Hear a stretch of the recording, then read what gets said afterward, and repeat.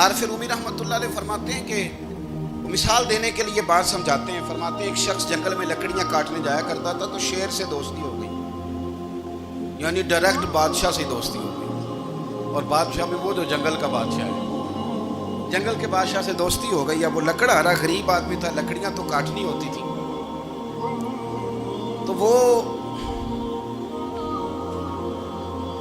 جنگل کا بادشاہ اعلان کر دیتا جانوروں کو کہ میرا دوست آیا، ایک تو کوئی تنگ نہ کرے، اور دوسرا یہ کہ سب لوگ مل کے اس کے ساتھ تعاون کرے. کبھی کوئی جانور لکڑیاں اکٹھی کراتا، کبھی کوئی اپنی پشت پہ گدھا، بیل، گھوڑا، خچر رکھ کے وہ لکڑیاں باہر چھوڑنے آتا. تو اب اس کی بڑی دھوم مچ گئی جنگل کے اندر. لکڑہارا مزدور تھا، وہ بادشاہ سے دوستی کر کے بادشاہ ہی بن گیا.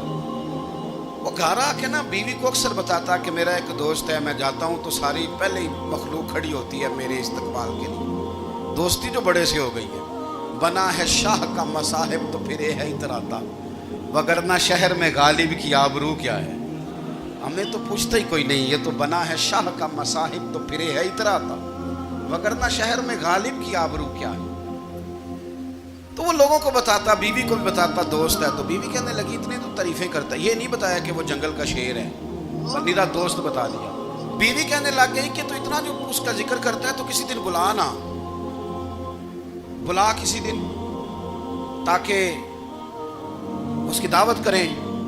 اب اس نے پھر نہ اس کو پردے میں رکھا. کیا کہتے ہیں آج کل، سرپرائز دینا ہے، مگر سرپرائز دینا ہے. پردے میں رکھا کہ وہ شیر ہے. تو وہ بلا لیا گھر. اب اس کے لیے کچا گوشت، ظاہر ہے شیر نے کچا گوشت دکھانا تھا. وہ کہنے لگی پکانا کس طرح کا ہے؟ وہ کہنے لگا جب وہ آئے گا پھر بتاؤں گا. اب وہ کچا گوشت 2-3 بکرے ذبح کر کے ڈال دیے. وہ آ گیا شیر.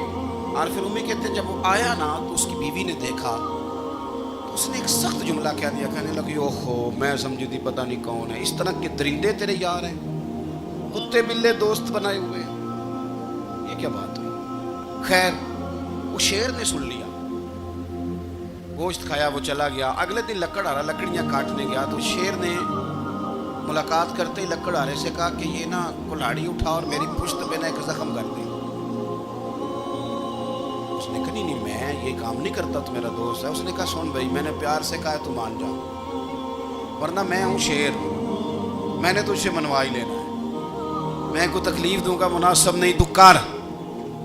اس نے کلاڑی اٹھائی اور اس کی پشت پہ ایک زور سے زخم لگا دیا، خون بہنے لگا. اس نے کہا تو نے آج کے بعد آنا ہے، لکڑیاں کاٹنی ہے، تجھے کوئی کچھ نہیں کہے گا، بس یہ ایک حکمت تھی جو میں نے کیا ہے. قصہ مختصر. وہ آتا رہا، لکڑیاں ملتی رہیں، خدمت بھی ہوتی رہی. 6-8 ماہ گزر گئے. ایک دن شیر اس سے کہنے لگا یہ میرے ذرا بال اٹھا کے دیکھ، وہ جو تُو نے زخم لگایا تو وہ کہاں پہ ہے؟ اس نے وہ بال اٹھا کے دیکھا تو زخم ملا ہی نہیں. کئی جگہ پہ ٹٹولا کا یار یہاں تھا، یہاں تھا، یہاں تھا. شیر نے پھر کیا کمال جملہ کہا. اس نے کہا کہ وہ جو کلاڑی کا زخم تو نے لگایا تھا نا وہ مکمل ہو گیا، لیکن تیری بیوی کا جو لہجہ تھا اور اس کی جو تلخی تھی وہ آج تک میرے ذہن میں موجود ہے، وہ ابھی بھی مجھے تکلیف دیتی ہے. وہ بات سوچتا ہوں مجھے اس نے درندہ کہا، اس نے میرے بارے میں اتنے کچے اور کمزور اور سخت جملے کہے، تو وہ بات مجھے بھولتی، وہ آج بھی میرے ذہن میں اسی طرح گونجتی ہے. تلخ جملے جو اس نے کہے اور خوفناک جو انداز اس نے اختیار کیا، وہ بات مجھے کبھی بھی بھولتی.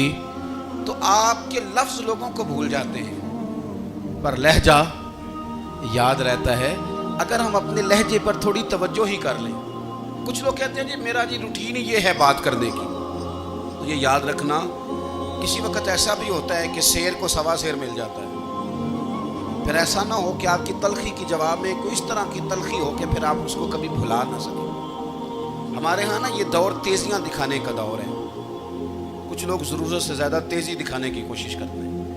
ان بیچاروں کا کبھی کبھی اتنا سخت نقصان ہوتا ہے کہ ان کو ان سے بھی کئی گنا تیز بندہ مل جاتا ہے. وہ کسی ایسی جگہ جا کے بیچارے الجھ جاتے ہیں جہاں سے واپسی کا راستہ نظر نہیں آتا.